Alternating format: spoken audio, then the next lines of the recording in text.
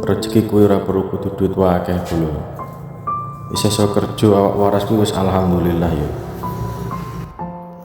Awake dhewe iki kudu selalu bersyukur lho. Senajan kuwi pas-pasan. Soalnya pangeran ini pernah ngendikan ngene lho. Sapa wong sing bersyukur, maka nikmatnya bakal ditambah.